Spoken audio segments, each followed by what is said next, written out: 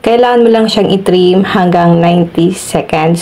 Wala ka na rin bang maisip na i-upload na Reels video sa inyong mga Facebook account? Alam nyo ba na merong nare-recommend sa Facebook na pwede natin gawin para meron tayong mai-upload na Reels video sa ating mga Facebook account? Ito po ay recommended ni Facebook. Na hindi po tayo dito guys magkakaroon ng any violation or copyright. Ganito lang pang gagawin natin para meron tayong mai-upload na video sa ating mga Facebook. Buksan lang natin ang Facebook account natin at mag-login. Tap 3 lines.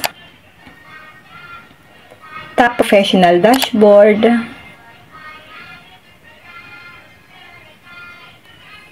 Tap content. Scroll down lang natin guys. Dito po sa baba may nakalagay dyan na recreate from your top post.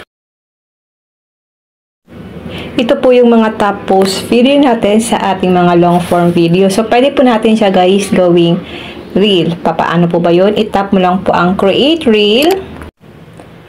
Then, dito guys, kailangan mo lang siyang i-trim hanggang 90 seconds. So, ikaw na po bahala kung hanggang saan yung video mo na iti-trim. Ganyan.